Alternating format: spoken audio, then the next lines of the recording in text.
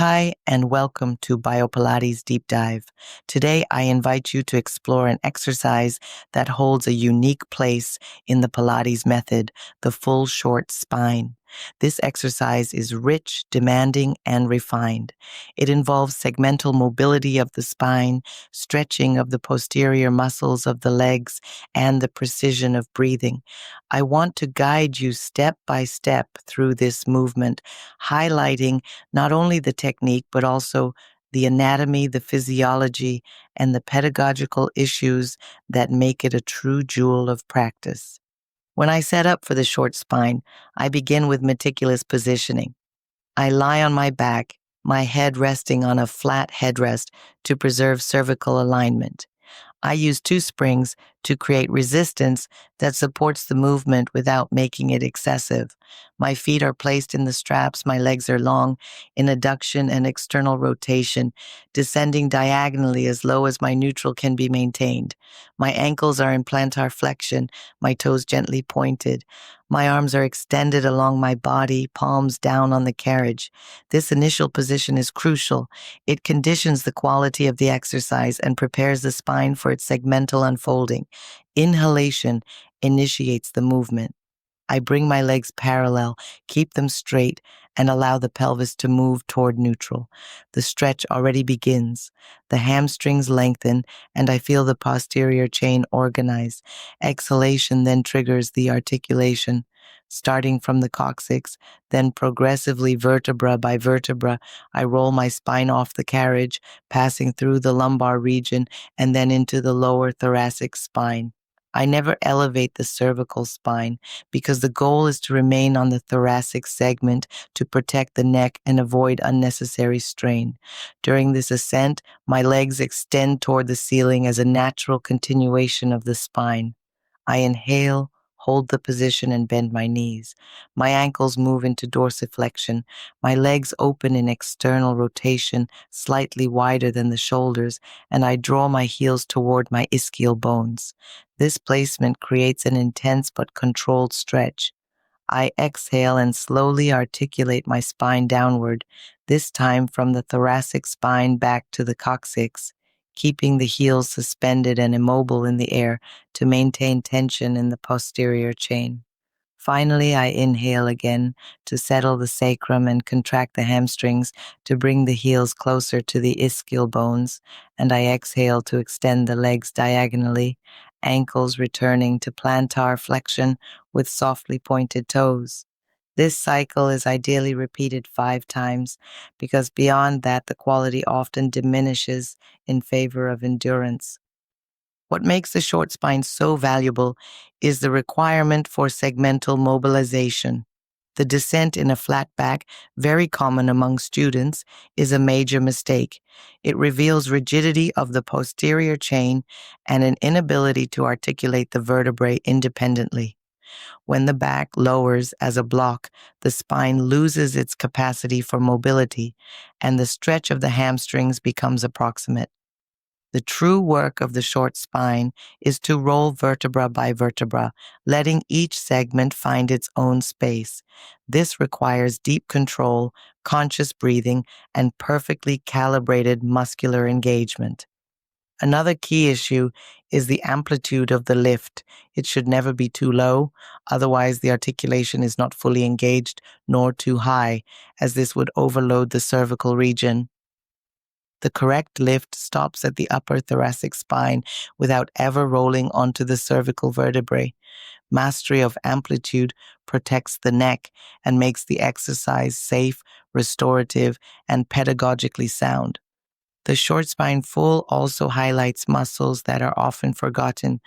I want to focus on 2 of them, the adductor brevis, small adductor, and the pectineus.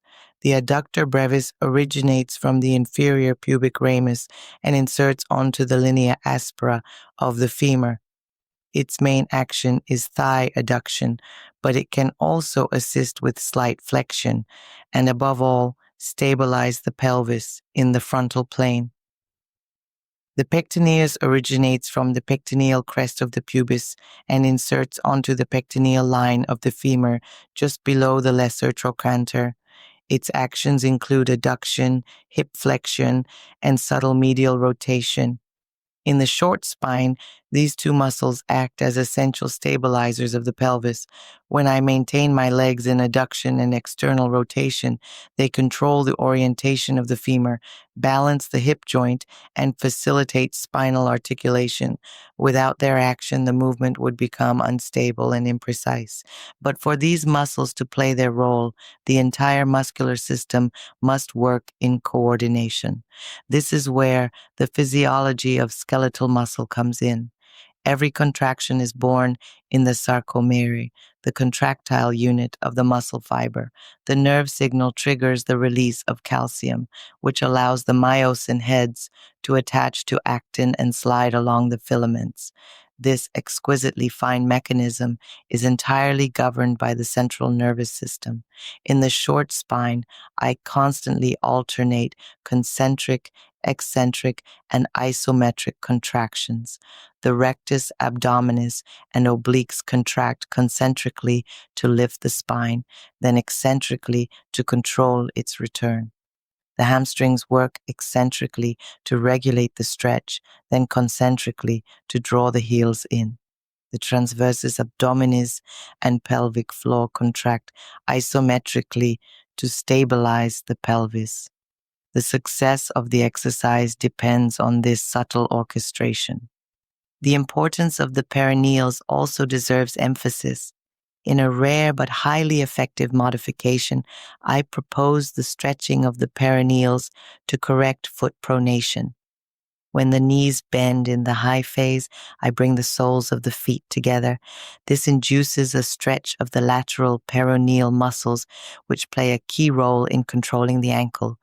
By correcting pronation, this variation influences not only distal stability, but also the entire ascending chain, all the way to the spine. It's an important reminder. In Pilates, nothing is isolated.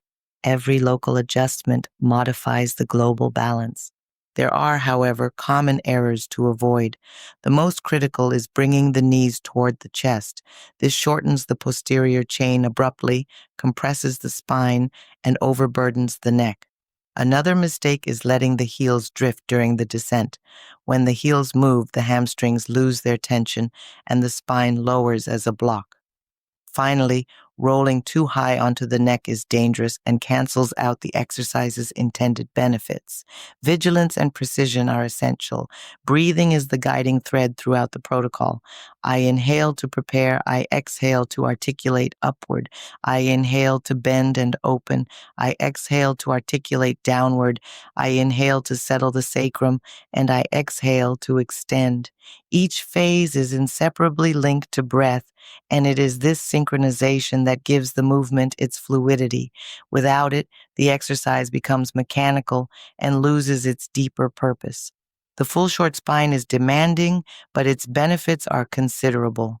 It restores segmental mobility of the spine, stretches the posterior muscles of the leg effectively, corrects foot pronation, reinforces lumbopelvic stability, and refines body awareness. It requires concentration, but when practiced correctly, it provides a unique sensation of length, lightness, and decompression. I retain 3 key principles to transmit to my students. First, neutral is the foundation. Second, each vertebra must move independently. Third, the knees must never come toward the chest. With these 3 reference points, the practice becomes safe, efficient, and deeply respectful of the body. In conclusion, the full short spine is more than just an exercise. It is an exploration of segmental movement, a practical lesson in anatomy, and a live demonstration of muscular physiology. It perfectly embodies the spirit of Pilates: precision, control, breathing, and fluidity. When I teach or practice it, I do not aim for performance, but for quality. I aim to give the spine back its natural mobility, to harmonize the relationship between breath and movement, and to cultivate a body that is free, aware, and stable. This is the richness of the exercise, and this is why it holds such a valuable place in my practice and in my teaching.